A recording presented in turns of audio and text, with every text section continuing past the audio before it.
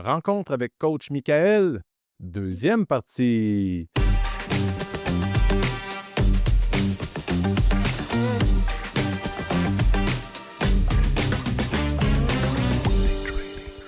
OK, donc la suite de cette entrevue-là, pas de blabla, pas de niaisage, on rentre tout de suite. Je suis en compagnie de mes deux amis, toujours partants pour explorer ça, tout le monde? Oui? Yes. C'est la seule réponse acceptable. Erreur numéro 3, Michael. Quel est-il? Je te laisse le nommer. Oui, l'erreur numéro 3, c'est overtrading excessif. Souvent, ça arrive avec le revenge trading ou, encore une fois, essayer d'aller trop vite, vouloir faire plus d'argent dans une journée, puis ça fait souvent plus de pertes au final. Donc là, mon exemple, quelqu'un qui faisait 4 à 500 trades par jour. Ouais. Ouais, De la trade, ça? par jour, Ouais. ouais. Fait que ça commençait avec, quelques mauvaises trades, puis là, c'est du revenge trade, des positions inversées, parce que on pense que ça va de l'autre côté. Puis tout ça, c'est au final pour aller chercher des tout petits gains là, dans la journée. Là. OK. 400 trades dans une journée, quand tu as développé un robot, c'est quelque chose, mais de qu'est-ce que j'entends, si la personne, elle le faisait manuellement. Manuellement. C'était-tu au feeling? Parce que là, c'est quoi la stratégie derrière ça, tu sais? Parce que souvent, moi, ce qu'il faut faire, c'est faut attendre, hein? Souvent, c'est long, le setup, là. Comment ça marche? Je suis curieux. Ben, c'était justement ça le problème. Il n'y avait pas nécessairement de stratégie bien établie. Il y avait des indicateurs, mais il entrait pour différents signaux. OK. Il traitait des charts 5 secondes. Je pense non, je pense pas. Je pense que c'était minutes, mais il y avait plusieurs trades ouvertes en même temps, souvent, puis Bon, ouais. c'est ça. Il inverse les positions tout le temps là, d'un titre à l'autre. Essayer d'attraper en short un titre qui tombe ou on fait au long quand on se fait stopper, disons. OK. Puis, qu'est-ce qui est ressorti de ça, mettons? Qu'est-ce que tu as proposé? Ouais. Comme, Ben, c'est ça, la solution, dans le fond, que moi j'ai proposée, c'est un peu comme on a parlé, c'est d'être plus en mode chasseur, puis attendre une belle entrée, puis d'ignorer si ça correspond pas. On a établi un nombre de trades maximum par jour. Un pourcentage pas un pourcentage, mais un nombre de dollars de pertes par jour maximum où est-ce qu'on arrête. Puis, moi, ce que j'ai proposé aussi, là, une chose que j'aime faire, c'est prendre des photos de mes setups parfaits, puis les mettre sur mon bureau de travail. Puis, dans le fond, avant de rentrer dans le trade, d'aller comparer est-ce que ça ressemble, oui ou non. Si oui, on la prend. Sinon, on skip à la prochaine. ouais. Puis là, le setup parfait, c'est bien beau, mais encore faut-il être capable de le dire, tu sais? La personne, il faut qu'elle ait une certaine expérience ou qu'elle ait tester des choses ou, tu sais, mais à un moment donné, effectivement, on a nos setups triple A, là, qu'on appelle, qui fait que, c'est celle-là, on le sent, il n'y a rien de garanti quand même, mais c'est intéressant. Puis, d'over-trading, moi, à chaque fois que j'ai vécu ça dans ma vie, j'ai perdu de l'argent. Tu sais, je n'ai pas vécu souvent, mais ça m'est arrivé, puis c'était souvent le vendredi après-midi. Là, je ne trade plus le vendredi après-midi, tout simplement, mais je voulais arriver à mon objectif. Est-ce que c'est bon de vouloir arriver à son objectif? Moi, je pense pas. Surtout un vendredi. Ouais, c'est ça. Fait que c'est une parole de sagesse, les amis, que Michael nous partage. Là, ce qu'il faut faire, c'est s'observer soi-même. Parce qu'il y a juste nous qui le sait. Ben, de toute façon, là, si tu le vois, si ça fait 400 trades d'une journée, à moins que tu aies une stratégie, là, comme dit François, tu sais, si c'est un algo, puis tu sors, c'est vraiment rapide tes affaires. Mais moi, je dirais que 95% du temps, les gens qui font ça, ça ressemble à de l'émotion, là. L'émotion pure.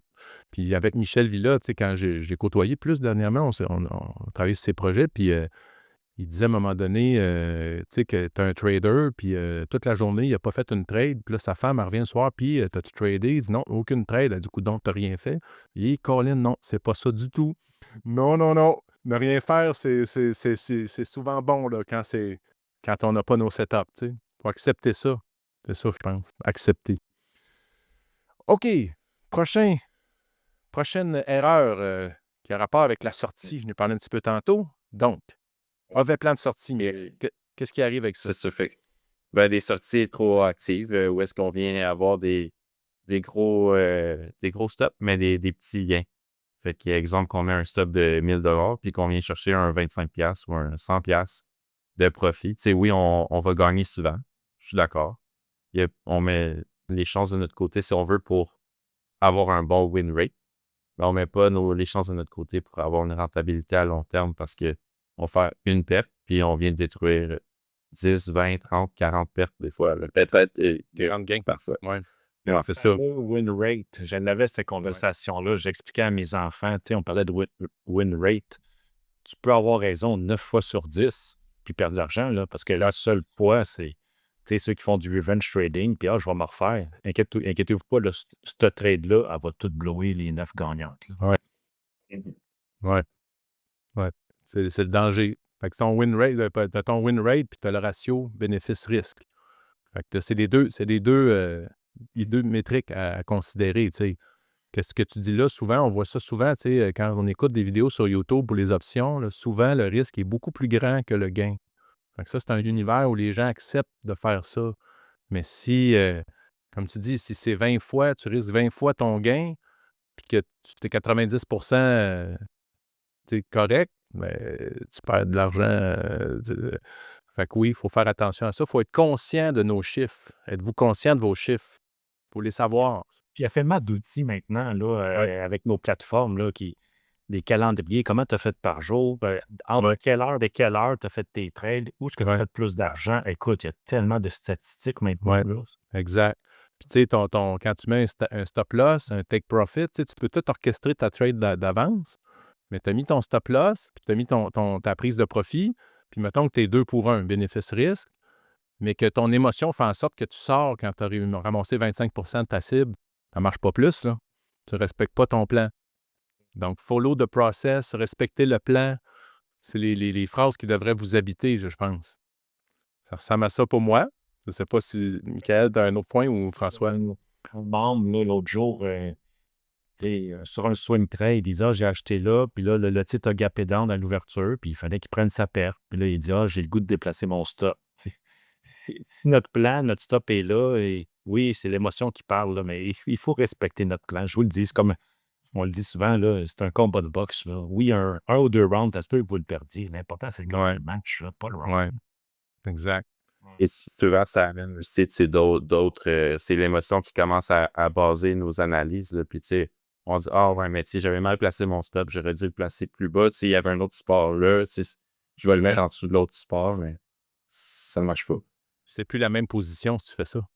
C'est ça l'affaire. Il faut que ta position reflète en fonction d'où tu l'as mis ton stop. Sinon, ça marche Pour pas. le mental, c'est super important le mental. À la limite, sors ta position tout de suite. Respecte ton plan. Puis, à la limite, rachète-le après. C'est comme un autre trade. C'est un autre trade. C'est pertinent. C'est un autre trade, effectivement. OK, intéressant. Donc, prochain, ben là, on a parlé en même temps, l'erreur 5, c'est le ratio risque ou le rendement inversé. Là. Donc, celle-là, là, elle est cruciale. Là, OK? Fait qu'écoutez, les amis, là. Raconte-nous ça. Ben là, c'est ça. C'est pas mal comme qu'on vient de parler, mais encore pire. Dans le fond, c'est quelqu'un qui risquait 2500 $ de stop par trade pour aller viser un profit d'environ 50-60$. Fait que, tu sais, il gagnait, je sais pas, 98% du temps, peut-être. Il devait presque toujours gagner. Mais encore là, on fait une perte, puis ça vient tout nous démolir. Puis, ben, l'autre chose aussi que moi, je vois beaucoup avec ça, c'est que si tu risques 2500, es-tu vraiment prêt à le perdre, ce 2500-là? C'est est-ce que rendu à 1000 ou 1500, tu vas dire ça ne marchera pas, je sors de ma position. Et finalement, on vient de l'atteindre, ton 60 $ de profit. Fait que, tu sais, c'est les deux côtés là, à garder en tête quand on fait des trades dans ce style-là. Oui. Puis, tu sais, émotivement, là, une bonne motivation, là, quand tu le perds ton 2005, tu sais, tu as fait 12 trades en ligne gagnantes à 50$. Ça fait quoi? Ça fait 600$. Puis là, paf, tu perds ton 2005. Tu sais, il n'y a rien à gagner là-dedans. Moi, je pense, là, ça a un impact majeur, moi, je trouve, sur ta motivation, tu sais. Puis tu vas toujours vivre ça. Peu importe, là. Tu vas y arriver, tu vas en avoir. Ouais, j'ai 25 trades en ligne, pouf! C'est une certitude. Fait que ça, soyons... là, ça s'appelle être discipliné et rigoureux, là. C'est ça. Ça ressemble à ça. Donc, on poursuit avec le prochain. Je te laisse nous le décrire, Michael. Ouais, ici, ben, tu sais, dans le fond, c'est du trading. On va appeler ça mobile, là, sans Ouais. stratégie. Dans le fond, c'est quelqu'un qui veut travailler puis qui veut quand même faire du day trading, mais qu'il y a un travail temps plein. Puis qu'il essaie d'écouter un petit peu les lives le matin. Puis que sans vraiment avoir de stratégie, va entrer quand ils ont des calls le matin avec son téléphone. Fait que, ouais. Puis là, ben, tu sais, souvent, t'as pas le temps de placer ton stop, tu viens de faire déranger, t'as un collègue qui vient de parler ou quoi que ce soit, puis ben, ça fait des grosses pertes, ou des fois des gros gains, mais c'est que là, t'as pas de stratégie. Tu sais, c'est... Crash Ouais. Belly, personnel, et c'est arrivé live hier. Je m'en allais m'entraîner et puis je voyais, moi je transige tout le temps sur mon ordinateur. Moi, c'est mon plan de match, c'est l'ordinateur. Et puis là, j'étais dans le stationnement du gym. Là, j'ai vu quelque chose. Puis, tu sais, j'ai jamais vraiment utilisé mon application mobile. Là, j'utilise Top Step là, pour.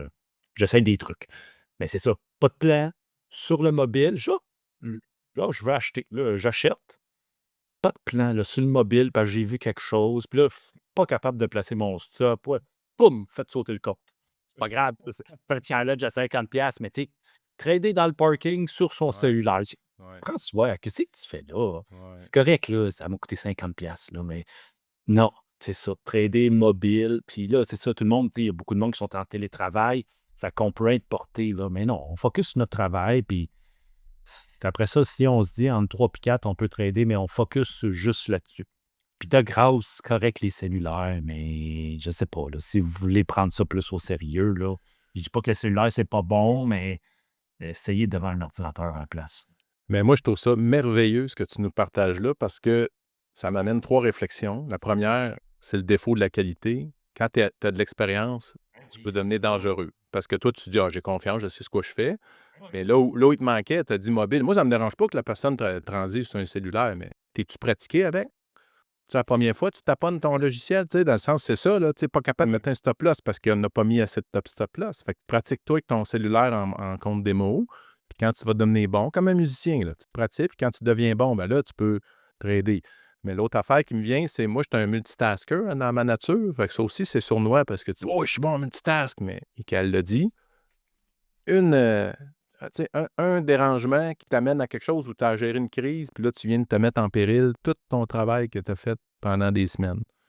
Fait que c'est sournois, mais effectivement, comme tu dis, c'est d'être. Tu sais, il y en avait un, moi, je sais, il allait voir son fils jouer au baseball, là, puis il tradait dans un gradin pendant que son fils jouait au baseball. Tu dis, c'est cool. Mais de un, pour moi, là, tu passes à côté d'un Christy de beau souvenir. Parce que tu aurais été mieux de triper sur ton fils. Je comprends que le baseball, c'est pas tout le temps ton fils qui est au bâton, puis ça peut peut-être être long, là. Mais je trouve ça. Puis tu sais, quand ça va pas bien, c'est rarement au bon moment, hein?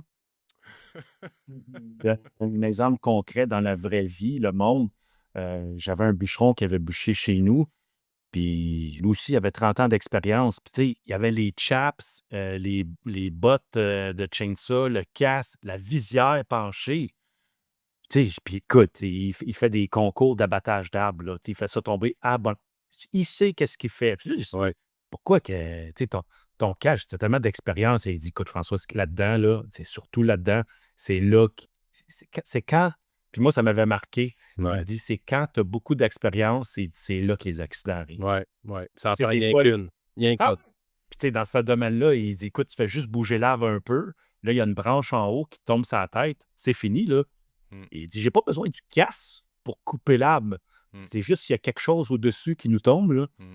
Fait que ça s'applique là-dedans, mais ça s'applique dans le trading, ça s'applique dans tout, là. Fait que, Il y avait son stop-loss. Il y en a plus qu'un. écoute, c'est l'exemple parfait, là. Fuji qui trade dans le parking sur Ouais. son cellulaire 5 minutes avant d'aller s'entraîner. Sur une nouvelle app en plus dans ton cell. Tu sais. Tu sais, on parlait des erreurs, là. Rookie mistake, là, puis ça l'a.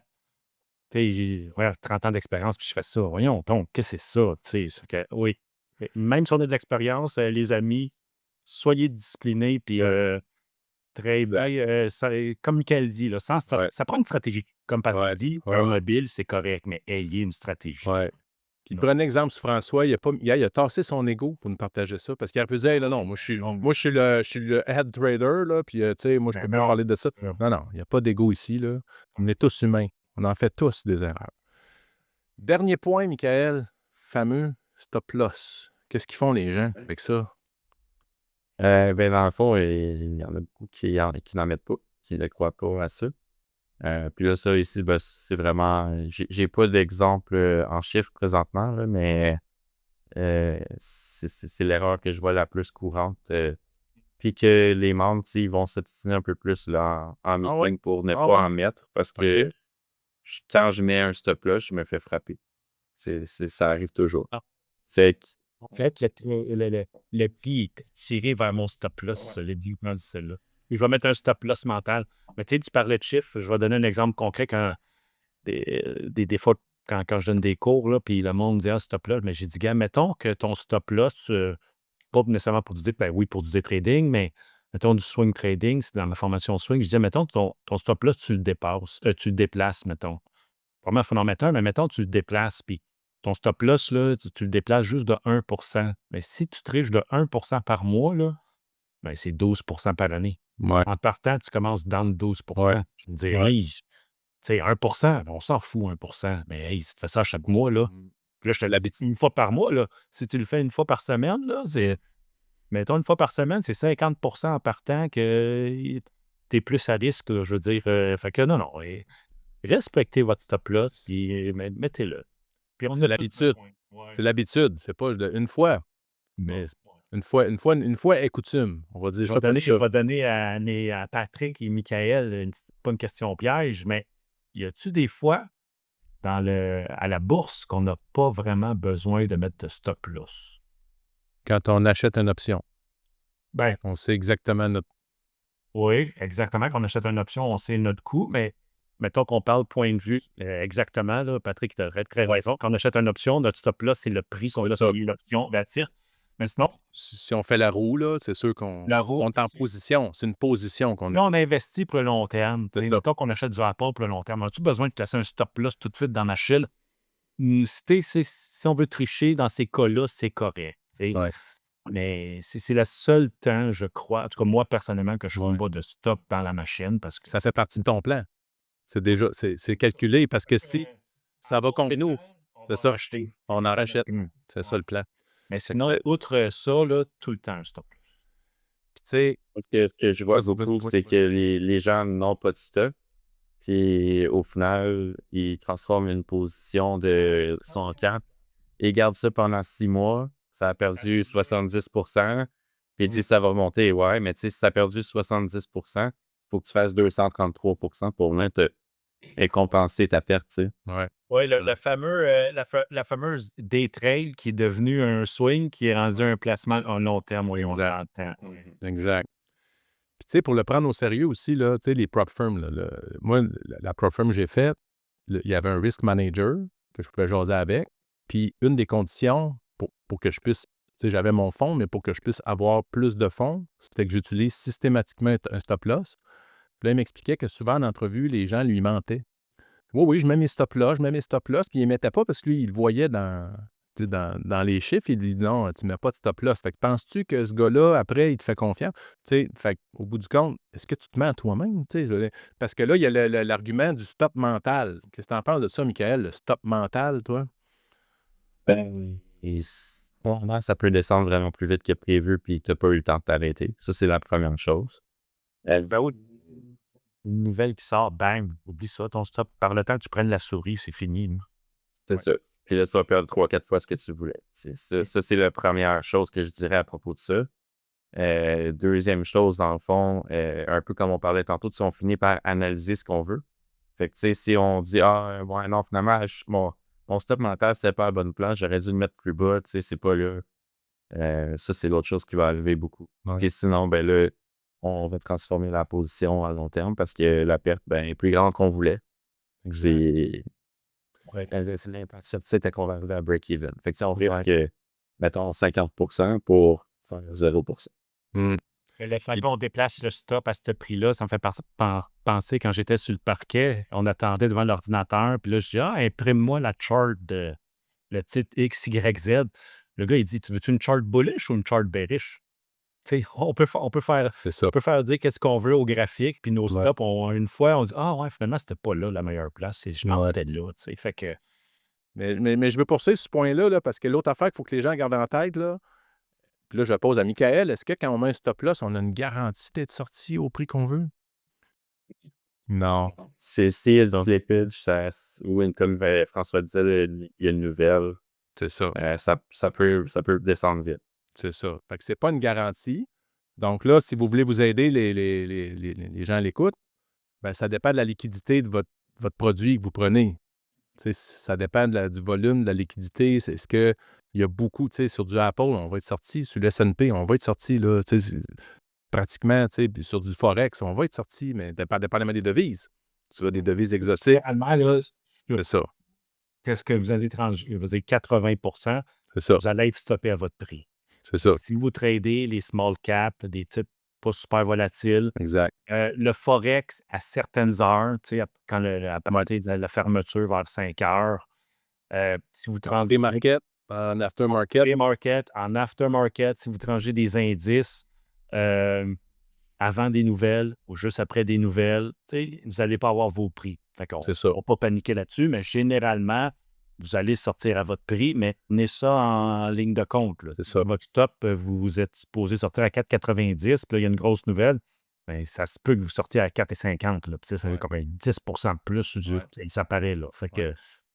Faut savoir, c'est tout. Puis, Juste être je conscient. n'ose pas imaginer dans l'autre podcast, là, quand Michael parlait la personne qui transigeait à coût de millions, sur des small caps surtout, là, je veux dire, moi, quand je prends une position de 5 000, 10 000 sur un small cap, je veux dire, je vais être sûr de rentrer, sortir facilement, mais mettons, lui qui a les moyens, puis il dit, hey, moi, j'achète 50 000 d'un titre à 2 piastres, puis le stop, j'ose pas imaginer, faire sortir 50 000 actions de... Ah non, je vais me faire penser, je dis. Elle, il parle de slippage, là-dessus, il de tout le temps avoir du slippage, là, c'est ridicule. Ben, les halts doivent être très stressants. Ah oui. Ah oui.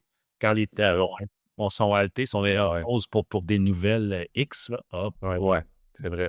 Ben, tu sais, si ton titre il a halté pendant 5 minutes, puis que quand ça repart, t'es 10 en bas de ton stop, puis que t'avais une position de 50 000, ça coûte cher. Exact. Bon. Fait que là, on a fait les 7, mais avant l'enregistrement, tu m'en as parlé d'un autre. Fait que là, on a un bonus. On va y aller vers un 8e. Je te laisse nous expliquer ça. Ça va être le dernier pour la série pour le moment. Ouais. Mais le 8e, dans le fond, c'est quelqu'un qui il commence un petit peu avec les options, commence à s'intéresser aux options. Puis, tu sais, on a pas eu de coaching avant, dans le fond, là, puis il m'a annoncé, dans le fond, qu'il a commencé avec un capital de 2 000 $. Puis, il a décidé d'aller prendre une position avec 50 de son capital en option sur un call. Dans le fond, il a acheté pour 1 000 $ de Reddit. Puis, en dedans d'une journée, il s'est réveillé le lendemain matin avec 120 000 dans son compte. Il est dans le primaire, c'est tous des exemples de cas réels, là. Ouais. Ben, tu sais, certains chiffres dramatisés un peu, mais quand même, c'est des gros chiffres, là. C'est des gros chiffres. Puis là, dans le fond... Reddit, vas-y, explique. Je regarde quoi le Vas-y. Mais là, dans le fond, c'est ça, tu sais, il s'est réveillé le lendemain avec un gros profit. Il pensait que ça allait continuer à monter. Puis finalement, il a encaissé quand même un gros montant, mais tu sais, il a encaissé peut-être la moitié de ce qu'il y avait quand il s'est réveillé. Tu sais, au lieu de juste être content puis encaisser son gain. Tu sais qu'on avec Inner's Luck, c'est correct. Ouais, ben, c'est ça. Une leçon. C'est ça. Mais là, finalement, depuis cette erreur-là, depuis cet événement-là, ce coup de chance-là, dans le fond, il a perdu plus que la moitié de son capital en tradant comme ça. Là. Avec son nouveau grand capital en plus. C'est ça. En plus, fait que l'erreur, c'est la position, tu sais, c'est le 50 parce que là, ce qui est sournois, c'est qu'il en a profité. Fait que ça trade, puis ça, c'est Bellafior, le one good trade, là. Les autres, ils disent souvent one good trade. Fait que sa trade, là, elle est pas bonne.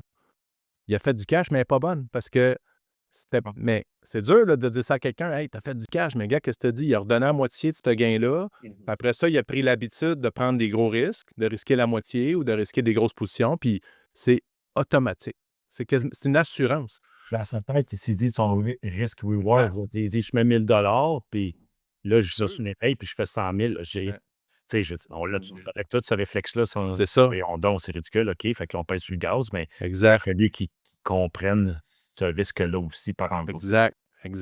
Mais c'est super intéressant, puis c'est ça c'est sournois. C'est ça. Tu peux, là, la piqûre, le danger, il est là. Le beginner's luck, là, c'est pas comme quand tu fais du skate, puis tu fais une skateboard, mettons, tu fais une belle figure, là. Oh, wow, mais là, non, tu as fait 100 000 ou 60 000 ou peu importe en une journée en risquant 1 000 $. Tu dis, hey, j'ai juste à faire ça 10 fois, puis j'ai une belle année, là.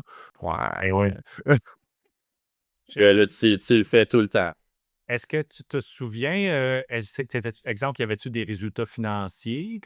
Comment ça a viré du jour au lendemain? Il y avait une On n'en a pas trop parlé.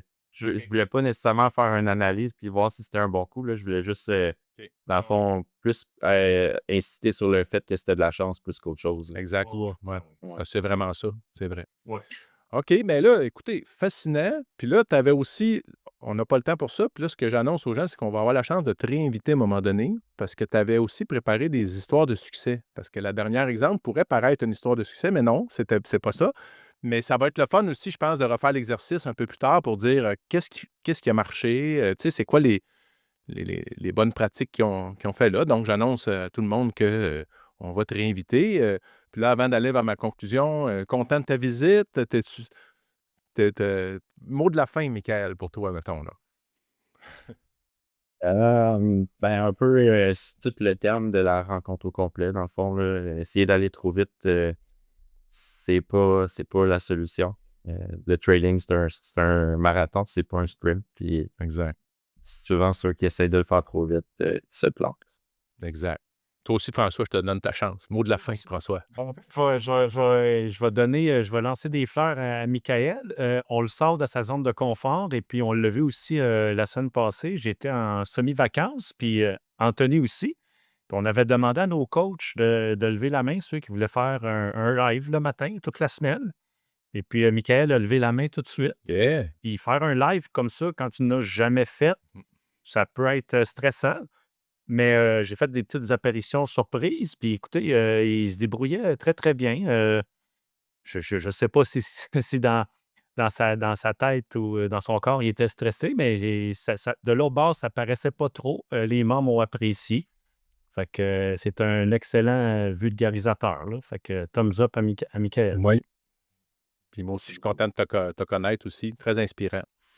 OK, super. Donc, ma petite conclusion, OK, que je veux dire aux gens, si vous voulez atteindre un haut niveau de compétence, peu importe le domaine, c'est sûr qu'on traite le trading, mais si on veut un haut niveau de compétence, on doit obligatoirement adopter un haut niveau d'ouverture d'esprit, un mindset exemplaire. C'est là-dessus qu'on doit travailler pour donner la bonne personne.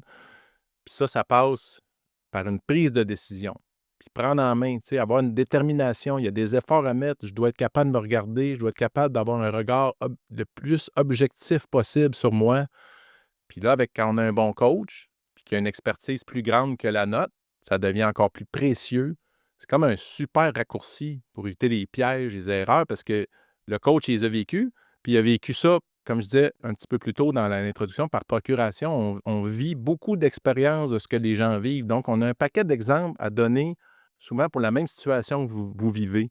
Donc, c'est à vous d'en profiter, mais soyez conscient que c'est une opportunité quand on a un coach. Puis quand le fit est bon, puis la chimie est bonne, c'est encore plus important. Fait que, tu sais, pourquoi qu'on ne profiterait pas de toute cette expérience-là? Je pense que poser la question, c'est d'y répondre. Donc, on mérite, peu importe qui on est, peu importe notre niveau, d'avoir un coach. Puis là, je veux, tu sais, c'est pas de pousser le club des initiés, c'est peu importe, là. Essayez d'identifier quelque part quelqu'un qui peut vous guider puis qui peut vous aider à aller plus loin. Je pense que ça fait une grosse différence. Puis pensez à ça, là, l'effet cumulé de ça sur 10 ans versus si vous êtes tout seul dans votre coin. C'est quoi la différence que ça peut faire sur votre personne puis sur votre abondance qui vient avec. Alors, je termine avec ma maxime. Ah, vas-y, oui. Non. Ah oui, merci François. Je te vois. Petit challenge. Oui, c'est vrai. Éditeur. essaye de lancer cette petite routine-là. Les 2 derniers podcasts, on parlait beaucoup d'erreurs, puis moi, je suis très curieux de vous entendre. Ouais. Moi, tantôt, je vous en ai expliqué une, là, trader de mon mobile, d'un stationnement dans mon auto, Colin. Moi, c'est une erreur récente que j'ai faite que jamais j'aurais pensé que j'aurais faite. Fait que je lance un petit défi, puis je Bon veux point. vous lire, puis ça va être très divertissant. Dans le bon sens, ça va être formateur aussi. Puis ça va aider les auditeurs, puis ceux qui lisent, ne pas les répéter. Quel est, peut-être récent ou peut-être une plus vieille, quelle est votre plus grosse erreur que vous avez faite? Pas nécessairement, j'ai Ouais. perdu X milliers de dollars. C'est quoi? Oui, peut-être. Pourquoi? Vous avez perdu de l'argent, mais pourquoi? C'est quoi l'erreur que vous avez faite? Ouais. Je suis très curieux de vous lire. Donc, je laisse Patrick. Excellent. Maxime. Excellent. Donc, la maxime, le trader qui est enseignable et ouvert aux conseils d'experts possède un hedge très important pour sa réussite et son abondance. Alors, sur ce, bon trading.